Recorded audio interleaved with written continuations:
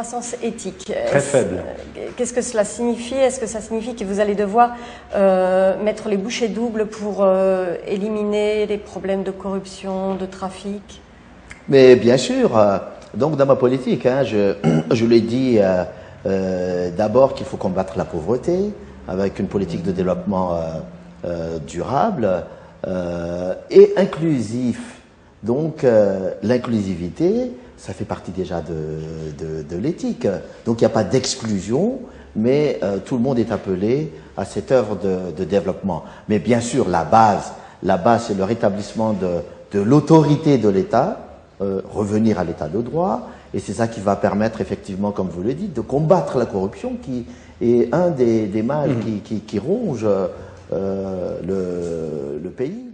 Écoutez, moi je regarde vers l'avenir, c'est moi Donc la page est tournée. Qui suis là aujourd'hui. Je peux vous dire que la page est tournée, on ne regardera pas en arrière, sauf si pour tirer des leçons les plus positives possibles. Parce qu'il ne faut plus on faire. va reconstruire le pays.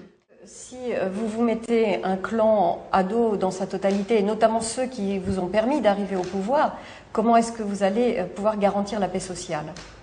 Mais justement, c'est pourquoi je vous dis ça a pris un peu de temps, tout ça, parce que il faut négocier, il faut convaincre tout le monde d'aller ensemble, de l'avant, d'avoir une même vision d'avenir. Le pays a assez souffert de ces 50 années de crise, de pauvreté. Donc aujourd'hui, je suis en train de convaincre tout le monde. Je crois que je vais y arriver. Mais vous savez très bien que les Andrade et ses partenaires devraient être mes alliés objectifs, mes alliés. Pourquoi ils ne sont pas? Pourquoi ils ne sont pas? Donc, moi, je pense que la politique, c'est comme ça. Mais je suis en train de travailler pour ramener tout le monde dans la même direction, dans la mesure de possible. Sinon, comme je vous ai dit, la population est derrière moi. Comment en est-on arrivé là? Ces années, presque décennies de conflits, de putsch, de renversements, de mésalliances, dont le peuple malgache fait les frais. Vous lui dites c'est fini ça? Pourquoi cette gouvernance incroyable? Je vais travailler pour que ces crises ne reviennent plus à Madagascar. Je sais qu'aujourd'hui, en analysant le passé, il y a eu beaucoup de blessures qui sont dues à des gouvernances politiques qui ont entraîné des clivages de toutes sortes, au niveau social, au niveau économique, au niveau régional. C'est pourquoi aujourd'hui je parle de réconciliation pour rétablir un peu tout cela dans le bon ordre. De toute façon, dans ce qu'on est, dans ce qu'on fait, dans ce qu'est Madagascar, nous sommes de la francophonie. Tout le reste, c'est politique, hein, mais on ne peut pas nous effacer ce que nous sommes en étant francophones. La francophonie, c'est un projet politique aussi, c'est un projet en matière de bonne gouvernance, par exemple. De valeur. Hein. Comment est-ce que vous répondez à ces exigences aujourd'hui? Quel est votre projet? C'est tout à fait dans nos objectifs, hein, et dans ma démarche, dans ma vision de mettre en place la bonne gouvernance. Lorsque je disais rétablir l'état de droit, l'autorité de l'État, c'est ça, la bonne gouvernance. Et c'est ça qui va nous permettre d'aller un peu plus loin, mettre en place l'aspect sécuritaire, l'aspect de justice et combattre la corruption aussi. Vous étiez ministre des Finances dans le précédent gouvernement. Quelle garantie donnez-vous à vos partenaires que c'est une ère nouvelle et que ce qui a pu se passer justement dans le passé, que ce soit les trafics ou les questions de corruption, soit aujourd'hui du domaine du passé? J'ai déjà donné l'exemple. Hein. On parlait de trafic de bois précieux, par exemple. Donc moi, mes premières mesures que j'ai prises, c'est de combattre à fond ce trafic-là. Donc c'est moi qui ai donné démontré cette volonté vis-à-vis de tout le monde, de tous les protagonistes, que ce soit la population, l'armée, la justice, les bailleurs de fonds aussi, qu'il faut aller de l'avant. Par exemple, pour le trafic de bois de rose, c'est un trafic qui génère des sommes vraiment très conséquentes et donc une véritable mafia qui s'est installée. Est-ce que vous allez aller jusqu'à débusquer les commanditaires, ceux qui récupèrent l'argent du trafic au plus haut niveau? Mais bien sûr, je pense que tous ceux qui sont impliqués dans le cadre de ce trafic, devraient répondre de leurs actes. Justement, est-ce que vous allez juger les corrompus, les corrupteurs, ou est-ce que dans le cadre d'une amnistie, on tourne la page et on parle d'autre chose? Ben, j'ai déjà un peu annoncé ça dans mon discours. J'ai dit, sur le passé, moi je suis disposé à mettre un trait sur le passé. Mais par contre, à partir du y compris moment, la corruption. Y compris la corruption, parce qu'il y avait déjà un processus d'amnistie qui a été mis en place avant mon élection. Donc ça, je ne peux pas remettre en question. Ça a été déjà décidé, ça a été déjà mis en place. Donc j'ai dit, ce qui est fait est fait. Par contre, je suis là depuis le 25 janvier, donc je n'accepte pas qu'il y ait ce genre de situation qui pourrait entraîner une certaine impunité. Je crois qu'il faut bannir maintenant. Vous nous dites que c'est la fin de la corruption en Madagascar? Enfin, d'une corruption massive, pardon? La corruption, c'est quelque chose qu'on ne peut pas, éliminer en un jour. C'est tout un processus, mais je pense que j'ai démontré d'abord ma détermination par rapport à cette lutte contre la corruption. On va mettre en place les structures, les institutions qui permettent d'atteindre cet objectif, et je crois qu'il faut sensibiliser la population par rapport à ça, et je crois que sur l'avenir, on va réduire massivement la corruption. Mais comment établir l'état de droit sur l'impunité? Vous êtes en train de nous dire que vous allez passer l'éponge, que tous les crimes, toutes les pratiques illégales commises jusqu'à présent vont rester impunis. Ben il faut faire la part des choses, hein. Donc il y a des dossiers qui sont en cours, qui sont en train d'être tranchés, donc on les laisse faire. Mais moi je parle surtout d'impunité par rapport au nouveau dossier. Je n'accepte pas. On remet les compteurs à zéro, vous dites. On va remettre les compteurs à zéro par rapport à ça, mais par contre les dossiers qui sont en cours, ils sont en cours. Quand on regarde les indices socio-économiques, on jette un œil sur le passé, on constate qu'en 1960, il y a plus de 50 ans, les indices étaient meilleurs qu'aujourd'hui. C'est-à-dire qu'en un demi-siècle, votre pays est l'un des rares au monde à avoir régressé. Est-ce que votre peuple n'est pas désabusé en disant on s'en sortira jamais? C'est moins bien aujourd'hui qu'il y a 50 ans. Oui, c'est pourquoi je suis là. C'est pourquoi je me suis présenté, en ayant constaté ça. J'ai dit pourquoi on devrait être à cette situation-là. Je ne crois pas en la fatalité. Les hommes et les femmes de ce pays peuvent le redresser. D'ailleurs... En combien de temps, Monsieur le Président? Le plus rapidement possible. Le temps de votre mandat, c'est 5 ans. Vous pouvez avoir changé les choses au terme de votre mandat? Mais au moins, moi, je veux mettre les bases de cet avenir radieux que je souhaiterais pour le peuple malgache. Comment est-ce que vous allez faire pour d'un coup mettre fin à tous ces commerces qui font vivre des gens qui pour l'instant n'ont absolument rien Mais écoutez, la pauvreté, hein, c'est est le résultat d'une répartition inégale des richesses. Hein. Donc il appartient à l'État de mettre en place une politique qui réduit et qui réduira ces inégalités sociales. Que ce soit au niveau de ce qu'on appelle les trafics, que ce soit au niveau de ce qu'on appelle le secteur informel dont vous parlez. Mais tant que 90% de la population gagne moins de 1 ou 2 dollars par mois, est-ce que vous pensez qu'il est possible d'empêcher cette contrebande? Ben oui, bien sûr, on peut le faire. Moi, ma politique, c'est de ne pas... c'est pas en s'attaquant à ces contrebandes qu'on va enrichir tout de suite la majorité de la population. Non, il faut avoir une politique de développement, de croissance. Et une des grandes stratégies que je mets en place, c'est développer l'agriculture. Parce que 80% de la population malgache se trouve dans l'agriculture, vivent de l'agriculture. Donc moi, je vais redonner à cette agriculture sa dimension qui permettrait à tous les producteurs d'avoir une vie meilleure. Augmenter la productivité agricole, appuyer les agriculteurs. Il appartient à l'État aujourd'hui de réaliser les grands travaux en matière d'infrastructures agricoles, les barrages, les canaux d'irrigation. Oui, en énergie, vous êtes très dépendant de l'international. Vous êtes très dépendant du pétrole, des cours du pétrole, etc. Vous n'êtes pas autosuffisant dans ce domaine-là. Bien sûr, mais comme beaucoup de pays. Mais je ne crois pas que ce soit vraiment une contrainte qui va durer. Il faut qu'on arrive à développer l'économie, le pétrole étant un intrant. Je pense que tous les pays le subissent de la même manière. Est-ce que vous vous êtes fixé des objectifs chiffrés sur la réduction de la pauvreté? Oui. D'une manière générale, si vous voulez, c'est de réduire d'abord cette pauvreté dans le cadre de programmes d'urgence. Ça, c'est important. C'est-à-dire créer des emplois, même si ce sont des emplois créés dans le cadre de ce qu'on appelle la politique de la haute intensité de main-d'œuvre, c'est créer de l'emploi d'abord.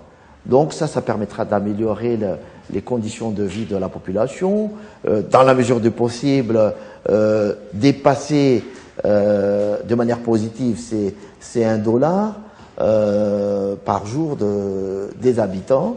Donc, dans un horizon de 1 an, lorsque je parlais d'agriculture, c'est de pouvoir redonner la possibilité d'autosuffisance alimentaire au pays et d'avoir un surplus qui permettra aux agriculteurs d'améliorer leurs conditions de vie.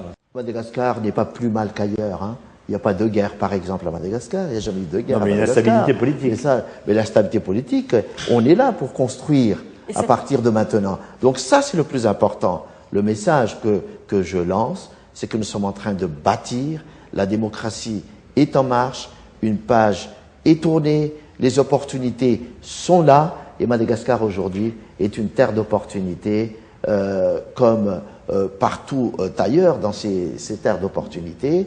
Et voilà, il y a les ressources qui sont là. Venez, aux investisseurs. Venez à Madagascar. Dans le cadre de l'Union européenne, vous savez très bien que nous sommes partenaires de l'Union européenne. Et il y a déjà des dossiers qui ont été soumis. Il y a déjà des accords qui ont été acceptés par l'Union européenne en matière de financement. C'est en cours de négociation. Moi, je demande encore à ce que aujourd'hui l'Union européenne nous soutienne davantage. On le disait tout à l'heure, il y a des urgences de tous les côtés. Donc vous comptez sur les États-Unis, l'Union européenne, l'Afrique.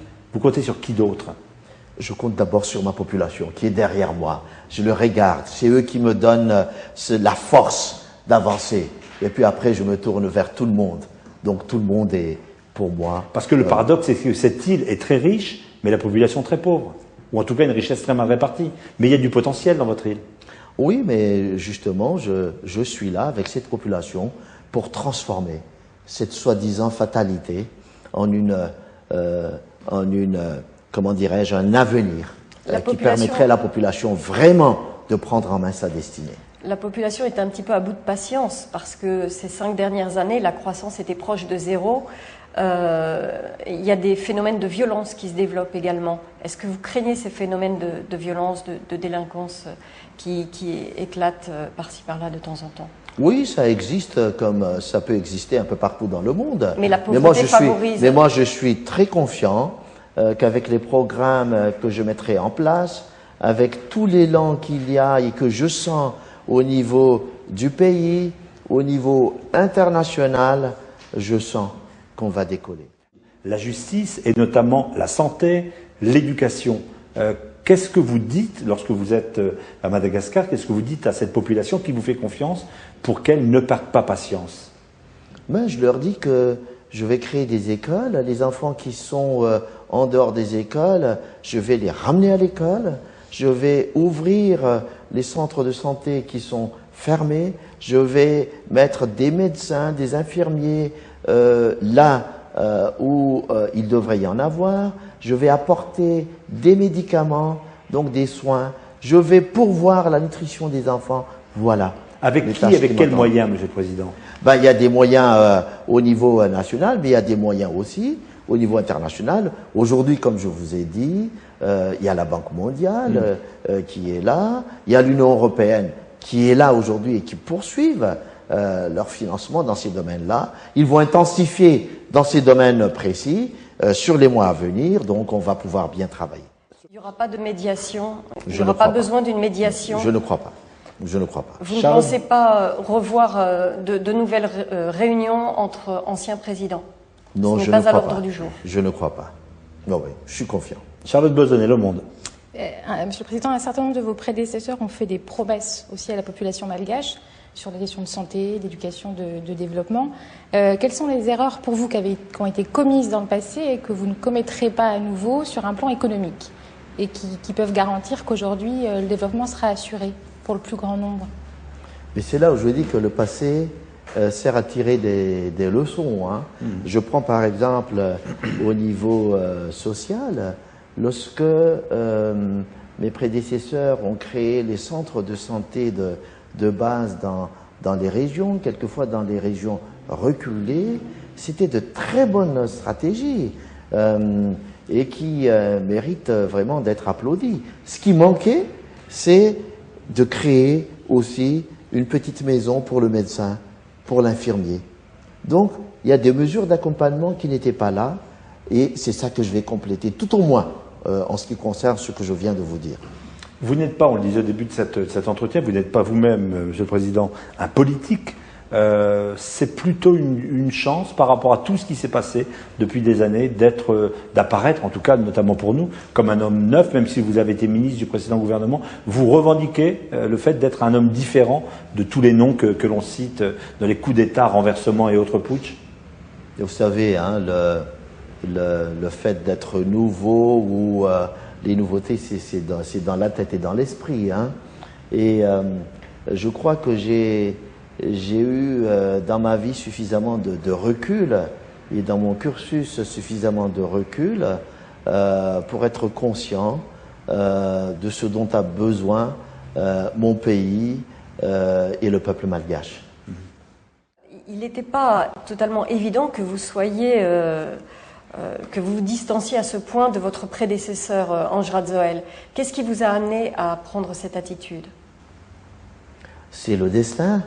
Vous allez en rire peut-être lorsque je dirai cela, mais c'est surtout cette prise de conscience, comme je viens de le dire, que à un moment ou à un autre de sa vie, les enfants de ce pays doivent se lever pour prendre des responsabilités. Mais vous étiez son ministre, vous étiez son ministre des Finances. À quel moment est-ce que vous vous êtes dit qu'il fallait se distancer de l'action qui était menée par le précédent gouvernement, le gouvernement de transition?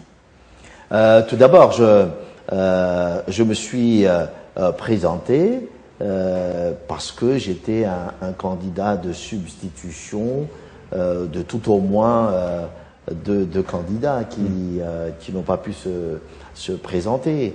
Donc, c'est à partir de là que j'ai dû me forger toute cette vision que j'avais déjà, mais que j'ai mis en marche, mais de manière beaucoup plus structurée, pas nécessairement contre ou pour, mais je me dis, j'ai une vision et maintenant il appartient à tout le monde que j'invite à s'aligner à cette vision. Monsieur Radzoel Remompiane, président de la République de Madagascar, merci de nous avoir accordé cet entretien. RFI, Le Monde et ATV5. D'un mot, votre mandat est de 5 ans. Qu'est-ce qui aura changé? Vous dites au monde entier et à votre population, qu'est-ce qui aura changé, c'est sûr, à la fin de votre mandat? L'amélioration des conditions de vie de la population, l'économie qui va se développer. Je vais construire, je vais bâtir des infrastructures, je vais améliorer les conditions de santé au niveau d'éducation des femmes, des enfants. Mais en tout cas, je veux mettre en marche la vraie démocratie pour le pays. Ce ne sont pas des vœux pieux, hein, parce que je sais qu'aujourd'hui, et il faut le dire, il y a une volonté de la plupart des Malgaches d'aller de l'avant, de se donner la main, de véritablement tourner la page. Et c'est ça qui me donne de l'aile, si vous voulez, pour aller de l'avant et de dire que je suis certain qu'on va y arriver.